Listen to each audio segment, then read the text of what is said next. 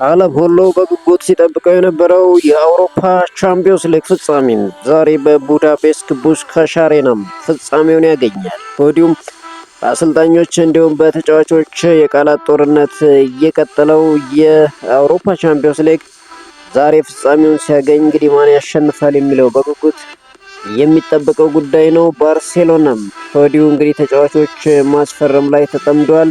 ትናንትና የአንቶኒ ጎርደንን ፊርማ ሙሉ በሙሉ ይፋ ያደረገበትን ዜና ሰምተናል። ስለዚህ የምነግራችሁ ነገር አለ። በሪያል ማድሪድ ቤት አዲስ ነገር ይዘናል። ጆዜ ሞሪኖ ለሪያል ማድሪድ ዳግም የፈረሙበትን ዜና ሰምተናል። እንዲሁም ሪያል ማድሪድ አሁንም የዓለም ውዱ ክለብ ሆኖ ቀጥሏል። ስለዚህ የምነግራችሁ ነገር አለ። አንድ ተጫዋች ከውሰት ውል ወደ ቼልሲ ተመልሷል። ይህ ተጫዋች ማን ነው የሚለውን እነግራችኋለን። በማንቸስተር ዩናይትድ ቤት አዲስ ነገር አለ። ማቲያስ ፈርናንዴስ በግል ከማንቸስተር ዩናይትድ ጋር እንደተስማማ እየተነገረ ይገኛል። በአርሰናል ቤት ስለ ቆመ ኳስ እንዲሁም ስለ ዛሬ ዋንጫ ማሸነፍ አሰልጣኝ ማይክል አርቴታ እንዲሁም ተጫዋቾች ያሉት ነገር አለ። የአርሰናል ወሳኝ ተጫዋች ዛሬ ለጨዋታ ሙሉ በሙሉ ዝግጁ መሆኑ ተነግሯል። ጁሊያን አልቫሬዝ አሁንም ባርሴሎናና አርሰናልን አንገት ለአንገት ያያያዘው ተጫዋች ሆኗል። ስለዚህም አዲስ ነገር ይዘናል። ለምትሰሙት ይሆናል። እስከ መጨረሻው አብራችሁን ሁኑ። ቻናላችንን ሰብስክራይብ፣ ቪዲዮአችንን ላይክ አድርጋችሁ እንድትጀምሩ በአክብሮት እንጋብዛለን። እንግዲህ በቅድሚያ በቀጥታ የምናልፈው ዛሬ ስለሚደረገው የአውሮፓ ቻምፒዮንስ ሊግ ይሆናል። በአውሮፓ ቻምፒዮንስ ሊግ አርሰናል እንግዲህ ከ20 ዓመታት በኋላ ዋንጫውን በድጋሚ ወደ እንግሊዝ ለማምጣት እንግዲህ ዛሬ ከፒኤስጂ ጋር ከባድ ትንቅንቅ ይጠብቀዋል። እንግዲህ በቡዳፔስት ፑሽካሽ አሬና የሚደረገው ጨዋታ ዓለም ሁሉ በጉጉት ይጠብቀዋል። እንግዲህ አርሰናሎች ይህንን ዋንጫ ዘንድሮ እናነሳለን ሲሉ ይናገራሉ። በፒኤስጂም በበኩሉ ይህንን ዋንጫ ለሁለተኛ ጊዜ ለማንሳት ከፍተኛ ፉክክር እንደሚያደርግ ይጠበቃል። እንግዲህ የአርሰናል አሰልጣኝ ተጫዋቾች ከዋንጫው በፊት ብዙ ነገሮች እየተናገሩ ይገኛሉ። እንግዲህ ዋንጫው ወደ ለንደን እስከምናመጣው ጓጉተናል ያለው ካይ ሃቨርትዝ ነው። የመድፈኞቹ የፊት መስመር አጥቂ ካይ ሃቨርትዝ የፍጻሜው ጨዋታውን ለማድረግ እንደጓጓ ተናግሯል። የፍጻሜው ጨዋታውን ለማድረግና ዋንጫውን ወደ ሰሜን ለንደን ለማምጣት ጓጉቻለሁ ሲል ካይ ሃቨርትዝ ተናግሯል። አርሰናል ዝቅተኛ የማሸነፍ ግምት ስለማግኘቱ የተጠየቀው ካይ ሃቨርትዝም ይሄ ነገር ፈጽሞ አሳስበኝም ሲል ተናግሯል። ለፍጻሜ የደረስነው ለሁለተኛ ጊዜ ነገር ግን ትልቅ በራስ መተማመን አለን ሲል ካይ ሃቨርትዝ ተናግሯል። አክሎም ለአመታት በትልቅ ደረጃ ተፎካክረናል፣ በመጨረሻም ሊጉን አሸንፈናል።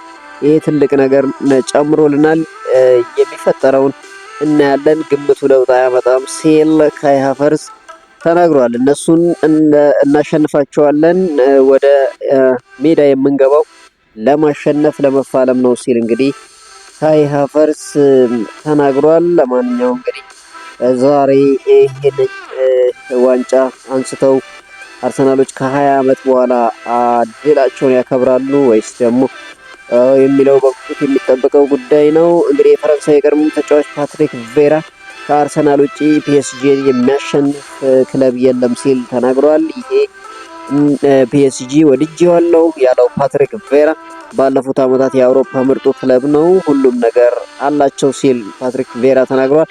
አክሎም ይህንን ፒኤስጂ ማሸነፍ የሚቻለው ብቸኛ የአውሮፓ ክለብ ግን አርሰናል ነው ሲል የዛሬውን ጨዋታም ለአርሰናል እንግዲህ ቅድመ ግምቱን የሰጠበትን ዜና ሰምተናል። ፓትሪክ ቬራ እንግዲህ አርሰናሎች ያሸንፋሉ ሲል ተናግሯል። የመድፈኞቹ አሰልጣኝ ማይክል አርቴታ ቡድናቸው የፒኤስጂ ጥንካሬዎች ላይ አንድ በአንድ መስራቱን ገልጸዋል።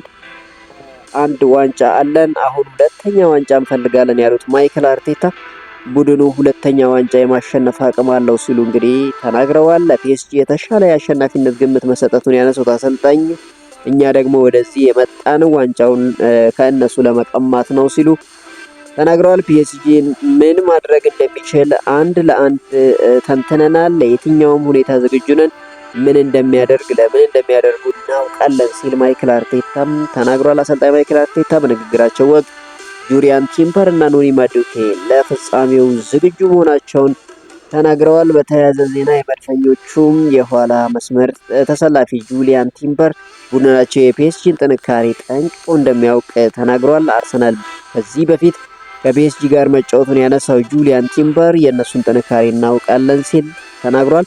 አክሎም ፕሪሚየር ሊጉን ማሸነፉ ጥሩ ስሜት ፈጥሮብናል።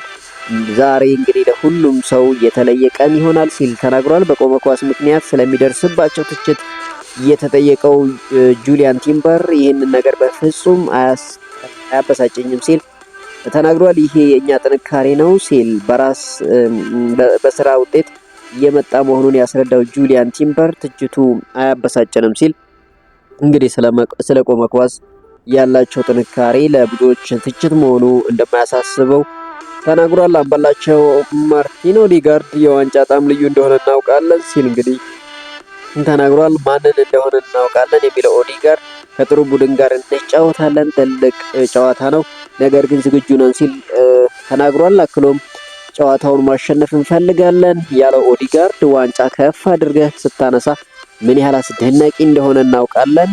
ጨዋታው ምናልባት ወደ መለያ ፍጹም ቅጣት ምት ካመራ በሚልም ዝግጅት አድርገናል ሲል ማርቲን ኦዴጋርድ ጨምሮ ተናግሯል። እንግዲህ የአርሰናል ተጫዋቾች አንድ በአንድ ዛቻቸውን እያሰሙ ይገኛሉ።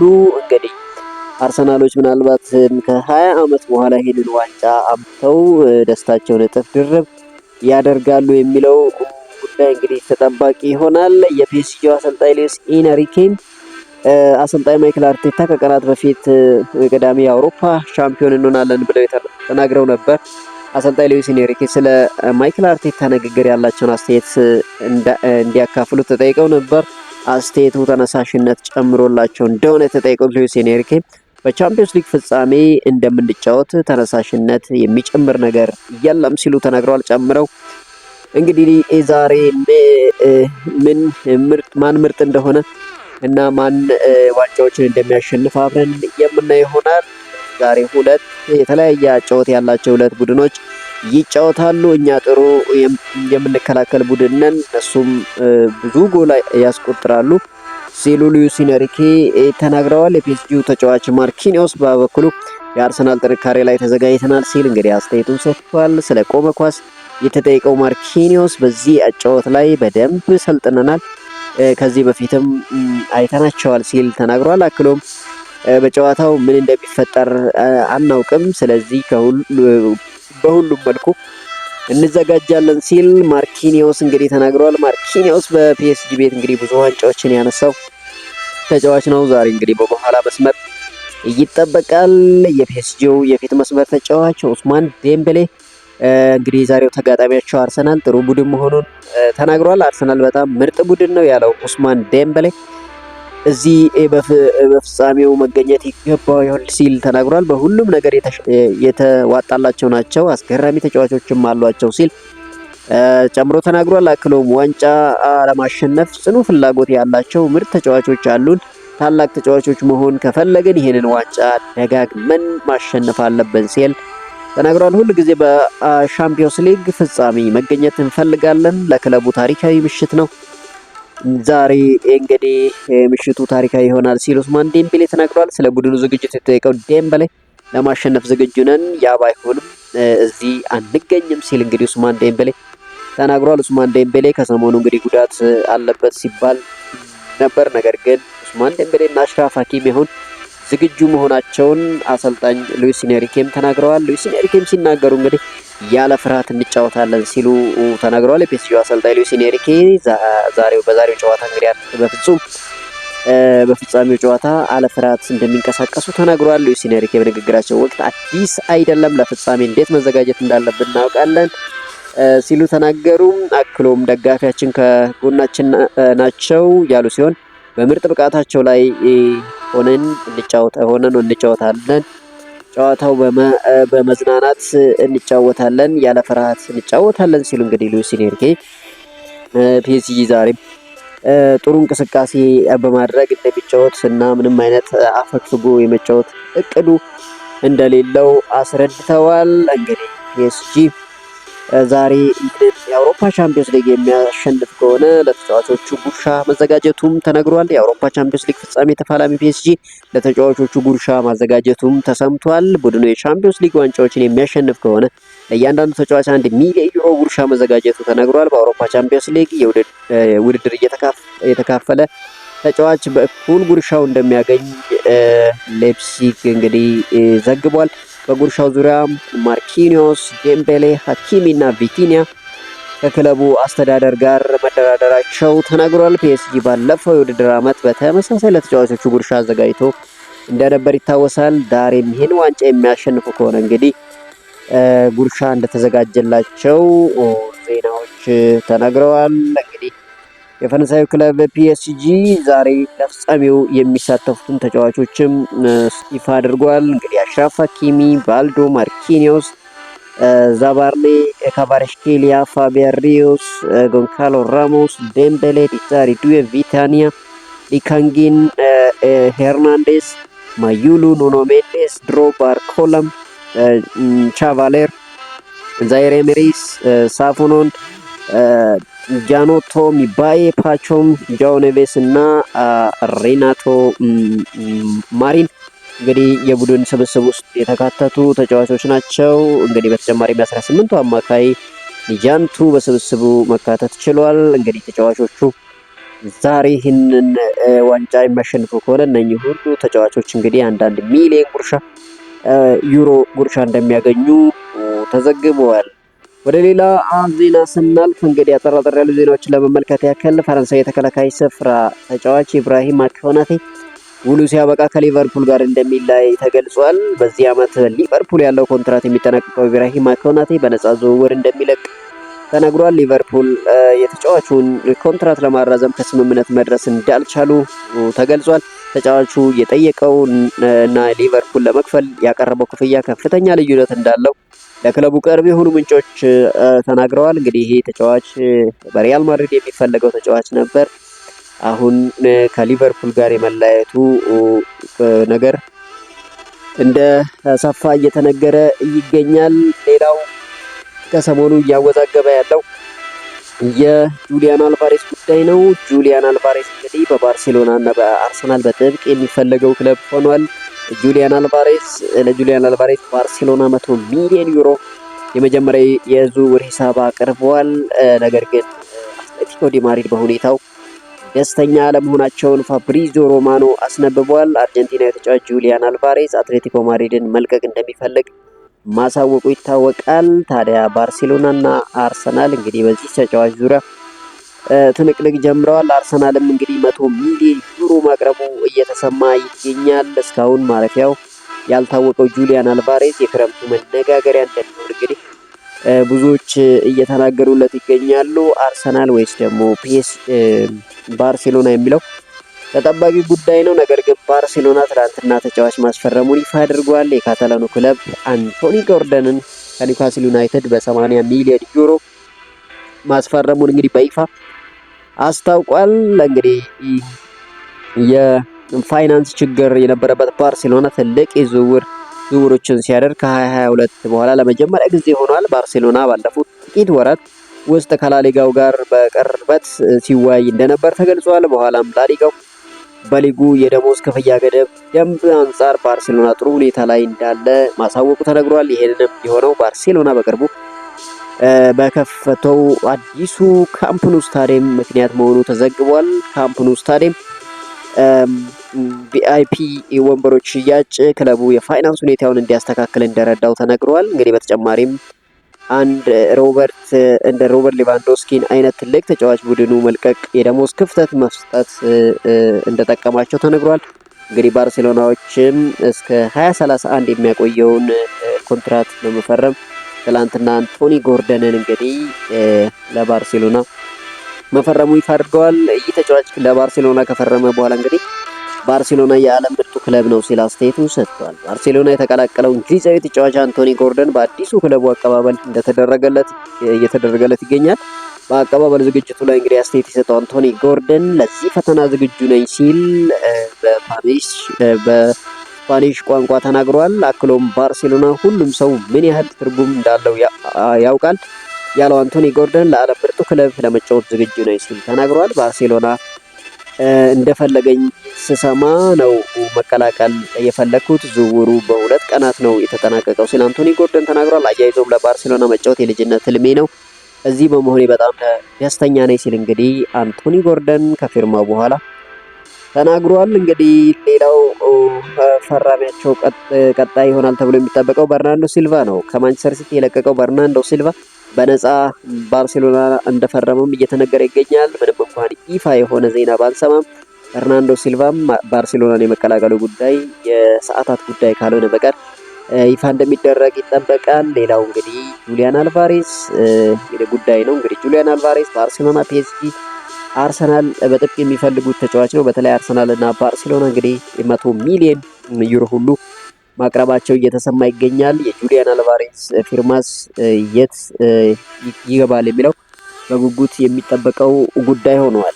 ሌላው እንግዲህ ማንቸስተር ዩናይትድ የዌስትሃም ዩናይትድን ተጫዋች ማቲያስ ፈርናንዴዝን ለማስፈረም በግል ጥቅማጥቅም ጉዳይ ሙሉ በሙሉ ከስምምነት መድረሱ ትላንትና ማታ የወጡ ዘገባዎች ያሳያሉ። እንግዲህ ተጫዋችም ዌስትሃም ዩናይትድ መውረዱን ተከትሎ ከዌስትሃም እንደሚለቅ ይጠበቃል። ማንቸስተር ዩናይትድ በጥብቅ የሚፈልገው ተጫዋች ነው ማቲያስ ፈርናንዴዝ። ማንቸስተር ዩናይትድ በግል ጥቅማጥቅም ዙሪያ ሙሉ በሙሉ መስማማቱ ተነግሯል። ማንቸስተር ዩናይትድ ይህንን ተጫዋች ከፈለገ እስከ 64 ሚሊዮን ፓውንድ መክፈል እንደሚጠበቅበት ዌስትሃም ዩናይትዶች አሳውቀዋል። ማንቸስተር ዩናይትድ ይህንን ክፍያ ይከብደዋል ተብሎ አይጠበቅም። እንግዲህ ማቲያስ ፈርናንዴዝ ከማንቸስተር ዩናይትድ ጋር ስሙ በጥብቅ ተያይዟል።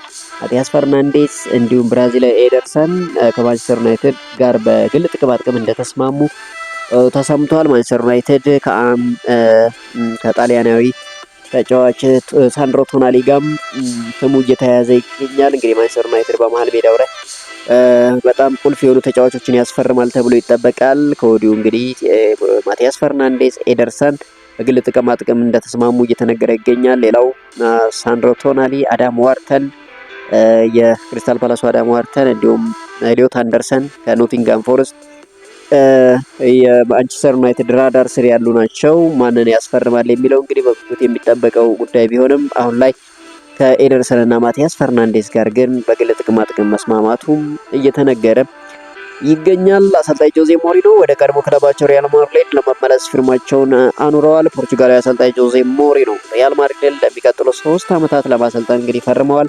የአሰልጣኝ ሹመቱ ከሪያል ማድሪድ ፕሬዝዳንታዊ ምርጫ በኋላ እንግዲህ ይፋ እንደሚደረግ ዘ አትሌቲክ አስነብበዋል። የ63 ዓመቱ አሰልጣኝ ጆዜ ሞሪኖ ሪያል ማድሪድን ለሁለተኛ ጊዜ ለማሰልጠን እንግዲህ መስማማታቸው ተሰምቷል። አሰልጣኝ አርቤሎዋን ያሰናበተው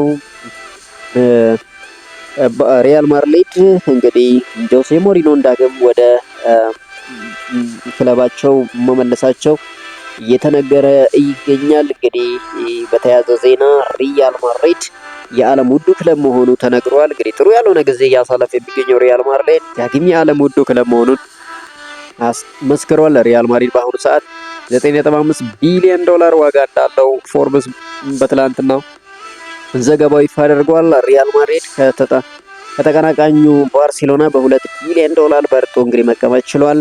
አምና ሁለተኛ ውድ ክለብ የነበረው ማንቸስተር ዩናይትድ በ7.3 ቢሊዮን ዋጋ 3ኛ ደረጃ ላይ መቀመጥ ችሏል። ሪያል ማድሪድ ለተከታታይ 5ኛ ዓመት እንግዲህ የዓለም ውዱ ክለብ በመሆን ቀዳሚ ሆኗል። እነማን የዓለም ውዱ ክለብ ዝርዝር ውስጥ ተካተቱ የሚለውን ከ1 እስከ 10 ለመመልከት ያክል እንግዲህ ሁለተኛ ላይ ባርሴሎና በ7.5 ቢሊዮን ተቀመጠ። ማንቸስተር ዩናይትድ በ7.2 ቢሊዮን ሶስተኛ ነው። ሊቨርፑል በ6.2 ቢሊዮን አራተኛ ነው። ፒኤስጂ በ5.8 ቢሊዮን አምስተኛ ሲቀመጥ፣ ባየር ሙኒክ፣ ማንቸስተር ሲቲ፣ አርሰናል፣ ቼልሲ እና ቶተናም በተከታታይ ከ6 እስከ 10 ያለውን ደረጃ ይዘዋል። አሁንም ሪያል ማድሪድ የዓለም ውድ ክለብ መሆኑን አስመስክሯል። ማንቸስተር ዩናይትድ አሁንም የእንግሊዝ ውዱ ክለብ መሆኑን ደግሞ በድጋሚ አስመስክረዋል። ሌላው የጀርመኑ ክለብ ባየር ሙኒክ ኒኮላስ ጃክሰንን ወደ ክለቡ ቼልሲ እንዲመለስ መወሰኑን በይፋ አስታውቋል። ሴኔጋላዊ አጥቂ ኒኮላስ ጃክሰን በተጠናቀቀ የውድድር ዓመት በባየር ሙኒክ በውሰት ማሳለፉ አይዘነጋም። ባየር ሙኒክ ተጫዋቹን በቋሚነት ላለማቆየት መወሰናቸው ተገልጿል። ባየር ሙኒክ ጃክሰንን እንግዲህ በ65 ሚሊዮን ዩሮ በቋሚነት ማስፈረም አማራጭ ነበራቸው። ነገር ግን ኒኮላስ ጃክሰንን ላለማስፈረም እንግዲህ መወሰናቸው ተሰምቷል። ኒኮላስ ጃክሰን ወደ ቼልሲ ዳግም አልመለስም ቢልም አስገዳጅ ሁኔታ እንግዲህ ወደ ቼልሲ መልሶታል። እንግዲህ ማረፊያው የት ይሆናል ወይስ ደግሞ እዛ ይቆያል የሚለው በጉጉት የሚጠበቀው ጉዳይ ይሆናል። ሌላው እንግዲህ ቀጣይ አርሰናል ዋንጫ የሚበላ አይመስለኝም ያለው የቀድሞ የዌስትሃም ዩናይትድ ተጫዋች ሚሼል አንቶኒዮ ነው። ሚሼል አንቶኒዮ ቀጣይ የፕሪሚየር ሊጉ አሸናፊ አርሰናል ይሆናል ብዬ አላስብም ሲል አስተያየቱን ሰጥቷል። አርሰናል ቀጣይ ዓመት ፕሪሚየር ሊጉን አያሸንፍም 90% እርግጠኛ ነኝ ሲል ሚሼል አንቶኒዮ እንግዲህ ተናግረዋል። አርሰናል ቀጣዩን የውድድር ዓመት 8ኛ ደረጃ ይዞ ሊያጠናቅቅ ይችላል ሲል እንግዲህ ሚሼል አንቶኒዮ አስተያየቱን ሰጥቷል። እንግዲህ ዘንድሮ የፕሪሚየር ሊጉ አሸናፊ አርሰናል ቀጣይ ፕሪሚየር ሊጉን አያነሳም ሲል እንግዲህ ሀሳቡን ሰጥቷል። በአሰልጣኝ ማይክል ካሪክ የሚመራው ማንቸስተር ዩናይትድ የወርሃ ግንቦት የወሩ ምርጥ ተጫዋቹን ይፋ አድርጓል። እንደተለመደው ብሩኖ ፈርናንዴስ የወርሃ ግንቦት ምርጥ ተጫዋች በመባል መሸለም ችሏል። ፈርናንዴዝ በወሩ ለማንቸስተር ዩናይትድ ባደረጋቸው ጨዋታዎች 1 ጎል አስቆጥሮ 2 አመቻችቶ ማቀበል ችሏል። ፈርናንዴዝ በውድድር ዓመቱ ለሶስተኛ ጊዜ ክለቡ የወሩ ምርጥ ተጫዋች ሽልማትን ማሸነፍ ችሏል። እንግዲህ ብሩኖ ፈርናንዴዝ ዘንድሮ ማንቸስተር ዩናይትድ ቤት ደምቆ ማሳለፍ ችሏል። አሁንም የመጨረሻው ወር እንግዲህ የወሩ ምርጥ ተጫዋች ሽልማትን መውሰድ ችሏል። ቀጣይ ዓመት ብሩኖ ፈርናንዴዝ የሚያሳየው አቋም በማንቸስተር ዩናይትድ ቤት ይጠበቃል። እነማን ከጎኑ ይሆናሉ የሚለው ደግሞ በጉጉት የሚጠበቀው ጉዳይ ነው። በተያያዘ ዜና ዴክላን ራይስ የቢቢሲ የ25-26 የውድድር ዘመን የእንግሊዝ ፕሪሚየር ሊግ ምርጥ ተጫዋች ሽልማትን ወስዷል። እንግዲህ ዴክላን ራይስ የቢቢሲ ተንታኞች የሽልማት ድምጽ በመስጠታቸው እንግዲህ ቀዳሚ ይሆናል። እንዲሁም አሰልጣኝ ማይክል አርቴታ የቢቢሲ የዓመቱ ምርጥ አሰልጣኝ በመባልም መመረጥ ችሏል። በመጨረሻ እንግዲህ የምናገኘው የናፖሊ ጉዳይ ነው። ናፖሊ አዲስ አሰልጣኝ ለመሾም ተስማምቷል። ከአሰልጣኝ አንቶኒ ኮንቴ ጋር የተለያየው ናፖሊ አዲስ አሰልጣኝ በኃላፊነት ለመሾም ከስምምነት ደርሷል። ናፖሊ አሁን ላይ አሰልጣኝ ማስሚላኖ አሌግሪኒን ለመሾም በኃላፊነት ለመሾም እንግዲህ መስማማታቸው ተነግሯል። አሰልጣኝ ማስሚላኖ አሌግሪኒ ከቀናት በፊት ከኤሲ ሚላን መሰናበታቸው አይዘነጋም። አሰልጣኙ አሁን ላይ ናፖሊ ያቀረበላቸውን የኮንትራት ለመፈረም ፈቃደኝነት ማሳየታቸውን ፋብሪዚዮ ሮማኖ እንግዲህ አስነብቧል። ውድ ቻናላችን ተከታታዮች ዛሬ የሚደረገውን የአውሮፓ ቻምፒየንስ ሊግ ምሽት 1 ሰዓት ላይ አርሰናል ከፒኤስጂ በቡዳፔስት ፑሽካሽ አሬና የሚያደርጉትን ጨዋታ ማን ያሸንፋል የሚለውን ግምታችሁን በኮመንት ሴክሽን አጋሩን። ቻናሉን ሰብስክራይብ፣ ቪዲዮ ላይክ አድርጉ። ባላችሁበት እንግዲህ መልካም የደስታ ቀን እንዲሆንላችሁ እመኛለሁ። መልካም ቀን